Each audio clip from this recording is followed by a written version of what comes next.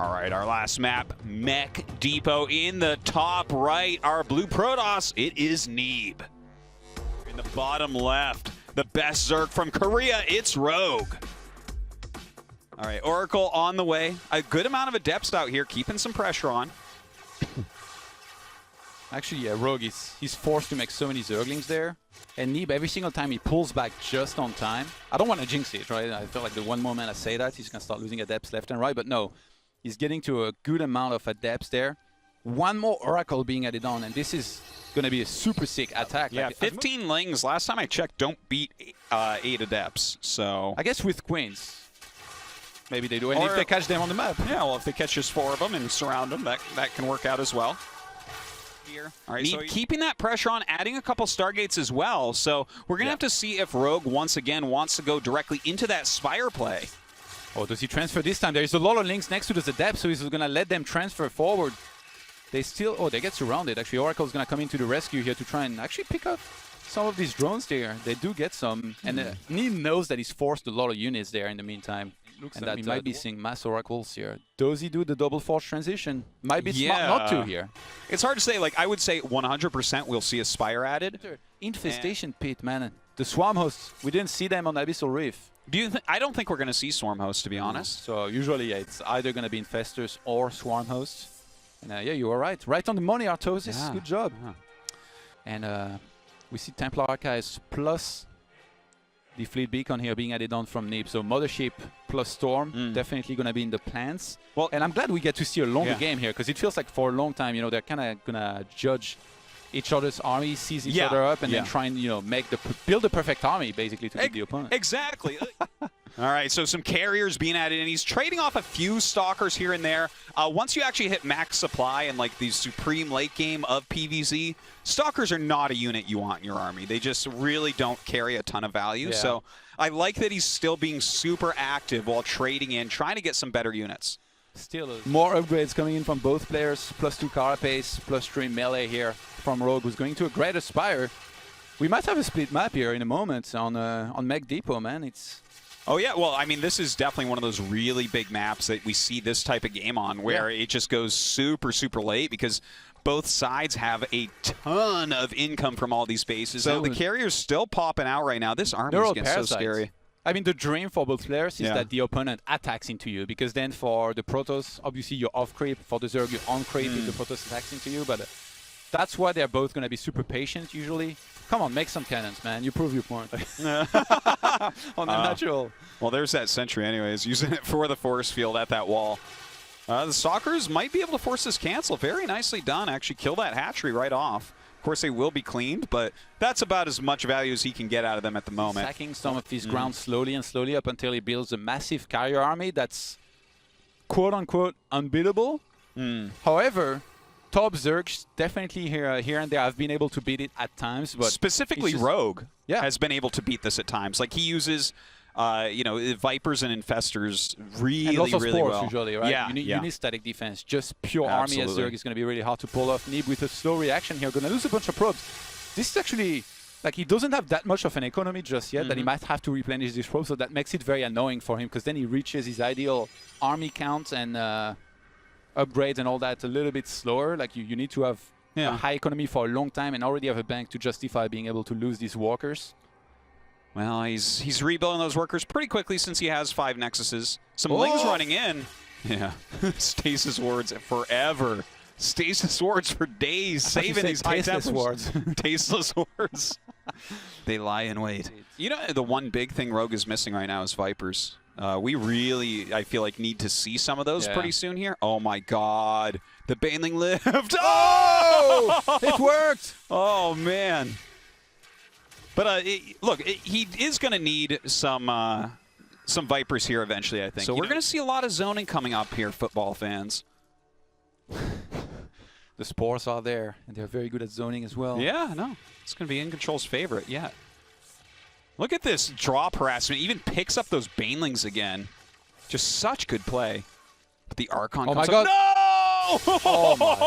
Oh, 13 probes. So sick. Neeb didn't even look anymore. He probably thought like the banelings were gone, like they were on the ground and they had died. No, they were loaded up in the Overlords. One of them sneaks in and... Dude, he's down to 37 workers. Is he gonna... He maxed with 40 workers. I think he's just... Yeah, you know what that means? His army supply is just crazy. Oh, I'm looking. Protoss great again. Look at that Nexus. Oh, I just love for that recall Nexus. Down there. Yes. A stealth recall. That is so handsome. That is so sick. Oh, Zerg, is there a pylon there too? Zerg's not going to have the speed to move back down there if you pull them out of position all the way at the top. Totally. That is so smart. Oh my god. Neeb changing everything. Just putting Nexuses down. He says, you know what? The map is so big. That's good for Zerg. You know who else is good for?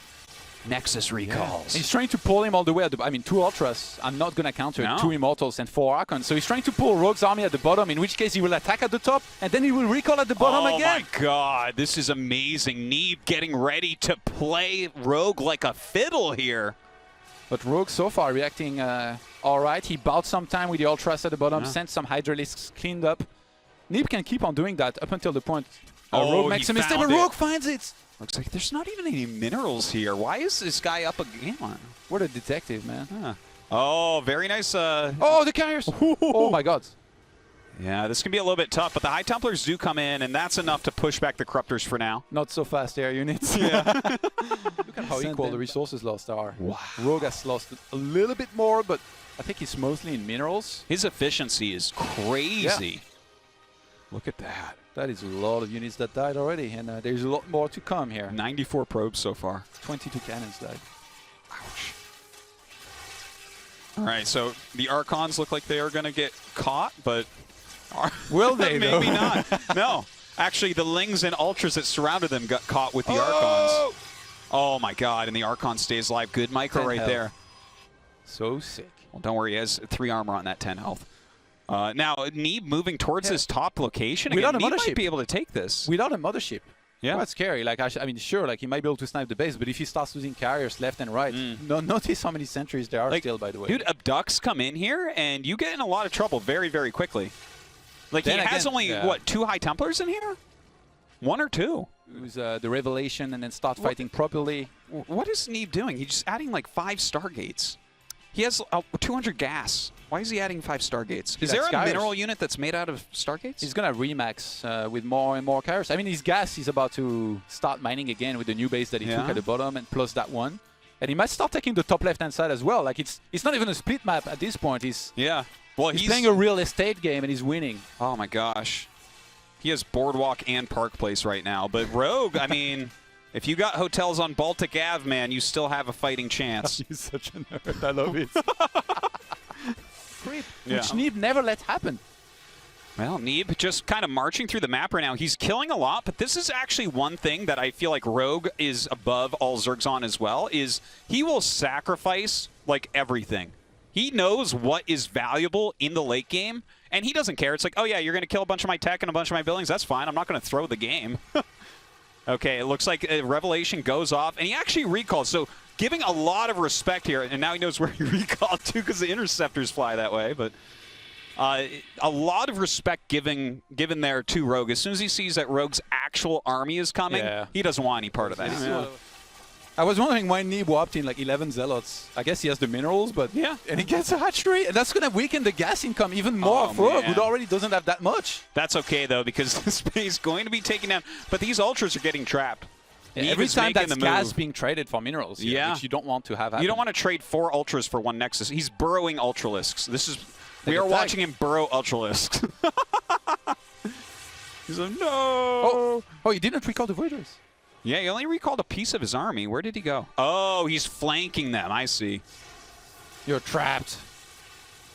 All right, down go the Ultras. So that was a bit wasteful from Rogue. Yeah, he denies the top left, but at what cost? All the games even at the highest level. Yeah, all the games that we've seen Rogue hit at this stage of the game, when he hasn't taken a bunch of damage early game like he hasn't this game, he ends up winning.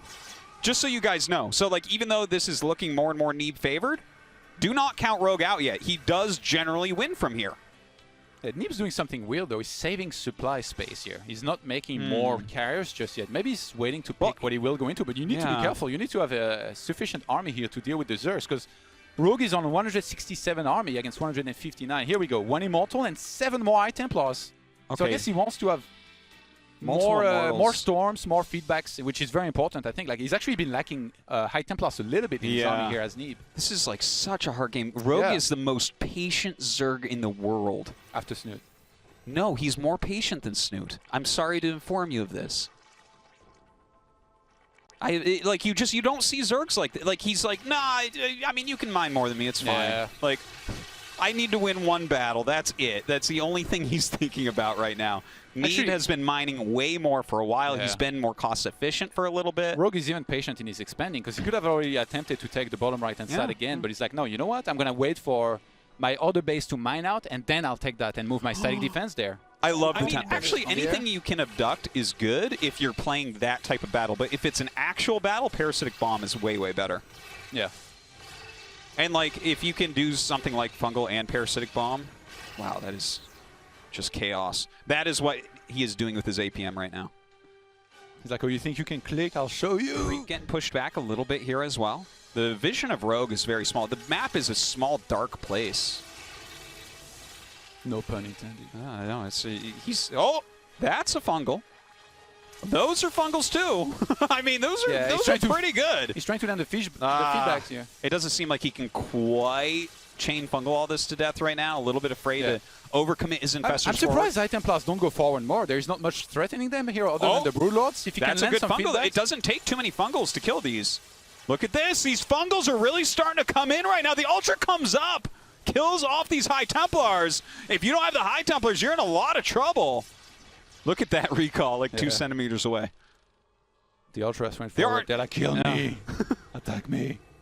Just a few High Templars are left. He's making more Tempest, more Void Rays as well. Another Viper coming out. But Neeb does have more gas still. And Rogue actually replenished his economy a little bit more. He's building up a bank now. Yeah, bottom right. Did he remake Spores actually after he lost? I think I saw a bunch of Spores, but I'm not sure. And if he does attack in, probes. He can't attack in. Yeah, oh, you know what? I think you're right. This is what he's doing right now. He just killed his own probes on purpose so that he can max out fully with army. Look at this. This is going to be the biggest Protoss army we have ever seen, literally in the history of professional StarCraft. 195 Protoss army supply. What is he making? Oh my God. Is it carriers? Production tab, please, good sir. Okay, carriers and more Void Rays. Oh my goodness. So wait, okay, so 3 carriers, I can't read, and 3 voids. Okay. So it's going to be a good mix of carriers, Void Rays, Archons to protect them from Corruptors, and High Templars to try and deal with the Vipers, plus the Infestors, which is going to be really hard, but if you land the right Revelation, I mean, at this point, Spores, these few Spores, they're almost irrelevant in the fight. They won't do that much, right? Because it's fully upgraded air army and ground. Is just craziness. They're just like a slight zoning tool. It kind of slows you down for a moment. But this army that Neeb is making puts the Golden Armada to shame. Yeah. Okay. What is it? What is it then? It's the Neeb Armada. I mean, this is like the greatest Protoss force ever assembled. Okay, in the multi-million-year history of Protoss, there has never been an army gathered like this. You put it in words the best way I think you could. In StarCraft 1, we call it, Arbiter Carrier maxed out the Finger of God. This is the Fist of Neeb. Okay? This is the ultimate set of units. These are like borderline gods, man. No, this is the craziest thing right now. Kerrigan and the Overmind are working together.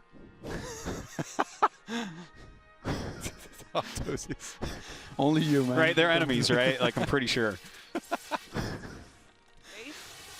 I think that if we do go into the completely mined out and no one has attacked each other for reals by then, they might let a draw occur. Yeah, I don't think that will happen.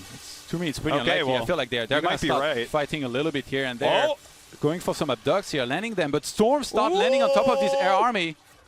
Gets a Tempest. Rogue is struggling to kill anything here, really. Even the few units that he kills, Neeb replaces so easily. Resources lost still very equal. 4 more Corruptors on the way.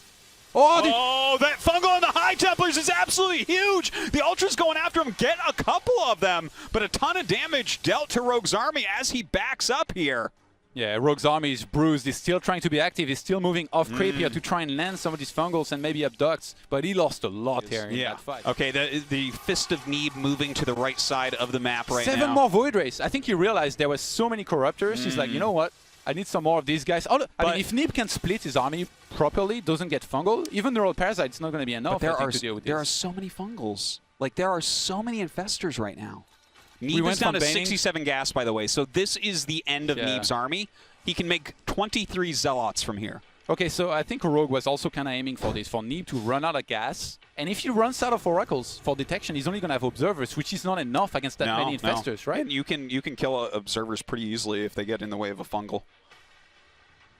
What a sick game. This is this is the craziest late game of a PvZ in the history of the game.